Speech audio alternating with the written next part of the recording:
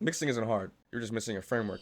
If you're tired of sifting through plugins, looking at countless of different tutorials, or spending 30 minutes tweaking one knob of one plugin, and staying up late worrying if your client's gonna like the mix or not, then you need to think like a fighter.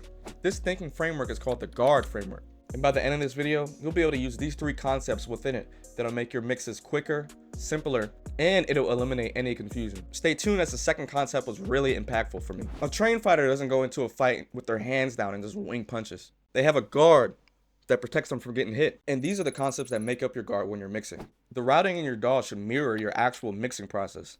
This is the routing philosophy that I use that made my mixing process way simpler for me. I have a track for the instrumental and then another track for the edits. I have 5 mono tracks for the lead, the ad-libs, and the harmonies. And no processing lives on these mono tracks itself. The tracks go into their own individual buses, and that's where all the processing lives. All of my reverbs and my parallel processing is here in pink. So the buses, the reverb, and the parallel processing all go into the mix bus. And I have a VCA that controls the volume for the instrumental, and a VCA that controls the volume for all of the vocal buses, the reverb, and the parallel processing. And one master fader. If you like this template, the link will be in the description below. So that was the routing that I created that mirrors my actual mixing flow. Take some time as you're mixing to notice and take some notes on some of the points where you hit a wall as you're mixing. But fixing my routing didn't solve the biggest issue. The real game changer was cutting down on the insane number of plugin choices. So this one is the most simple, yet the most transformational concept of them all. As you're taking notes on your mixing process, also take notes on which plugins that you gravitate towards the most. Pick 2 or 3 plugins for each job that you find yourself using and use them for every mix. Instead of me wasting 30 seconds looking for the perfect compressor for this vocal, I already know the 3 that I go to all the time, and I'm just gonna use the same ones every time.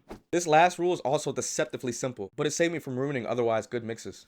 We've all heard the saying less is more, and when it comes to mixing, that's true. This concept prevented me from getting hit with confusion during my mix process. I would get deep into the flow state of mixing, and by the end, I listened back and hear the vocals were too many, the instrumental was too loud, or the sub was just destroying my speakers. So I go back and bypass the plugins in order, and as I was going back to those plugins, I realized some of those plugins were doing way too much work. Going through and bypassing all these plugins one by one and making these adjustments after you're done mixing takes up so much time, and it's mentally fatiguing. So I developed this rule for myself. I keep any gain reduction or any boost between 1 and 4 dB. Find a range that fits you and your individual taste, and making this adjustment immediately made my mixes 10 times cleaner. And when you put all 3 of these concepts together, something crazy happens to your mixes. Your mix stops fighting you, the confusion drops off, your mixes become more consistent, and you end up leaving more mental space for creativity, which is what helps you stand out. The GUARD framework really took a lot of the chaos out of my mixing, and that's why I wrote it in my new ebook. The book goes into further detail explaining how to actually apply this to your mixing process. If you want to dive deeper, the link is in the description.